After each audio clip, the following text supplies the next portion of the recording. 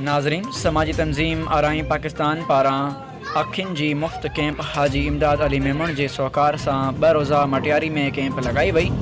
Camp में अखियुनि जी माहिर डॉक्टर पारां 2000 खां मथे मरीज़नि खे चकास करे मुफ़्त दवाऊं ॾिनियूं वयूं ऐं 500 खां मथे मरीज़नि जा ऑपरेशन करे लेंसिस लगाया विया।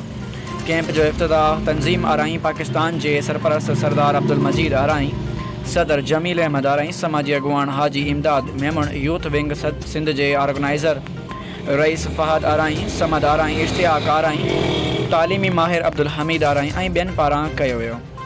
उन मौक़े ते सरदार अब्दुल मजीद आराई चयो त असांजो मक़सदु इंसानियत जी ख़िदमत करणु आहे। पाकिस्तान समेत सिंध जे मुख़्तलिफ़ इलाइक़नि में मुफ़्त अखियुनि जूं कैंपूं लॻाई रहिया आहियूं।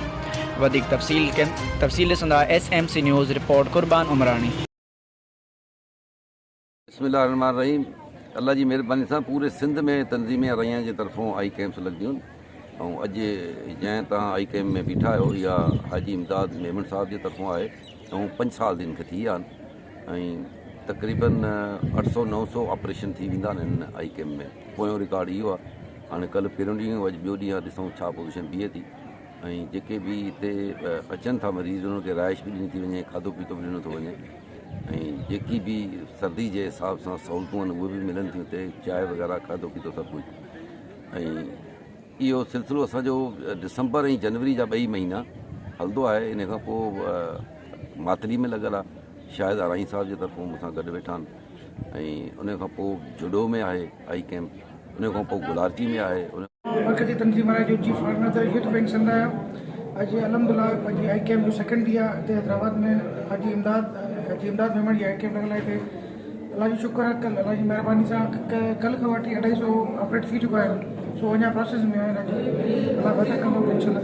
टोटल ओवरऑल पूरे सिंध में त इहो आई कैंप जो सिलसिलो 15-16 साल खां इहो सिलसिलो जारी आहे।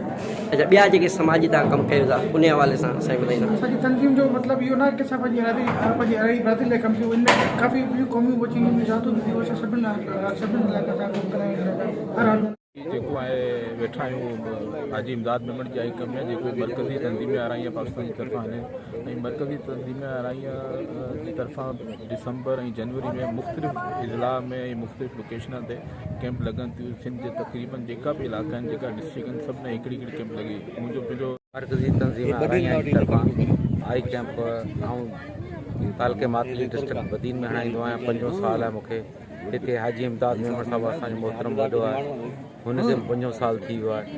असां हलाईंदा आहियूं। ॿियो सियारे में कपिड़ा ग़रीबनि खे गरम कपिड़ा बि ॾींदा आहियूं, सीधो सामान बि वठी ॾींदा आहियूं।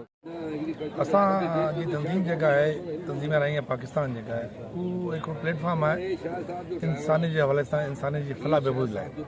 हीअ पूरे सिंध में ऐं बलोचिस्तान में हीअ तंज़ीम मौजूदु आहे, जेका हर ज़िले में असांजी बाडी मौजूदु आहे।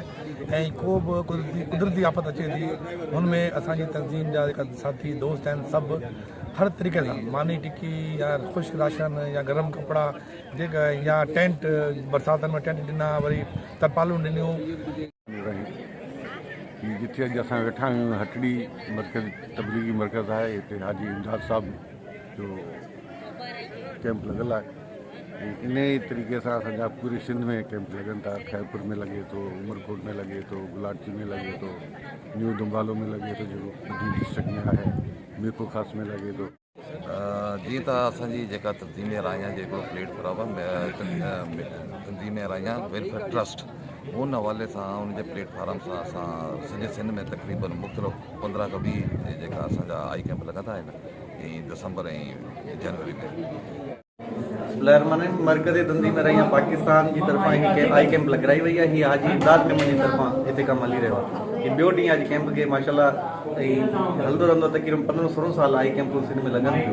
सभिनी खां वॾी जेका आई कैंप आहे सरदार अब्दुल मजीद आराई साहब जे फार्म हुते आराई हाउस खैरपुर मीरत ते लॻंदी आहे ऐं जुडो खैरपुर मीरत ॿियनि इलाइक़नि में बि लॻंदियूं रहंदियूं।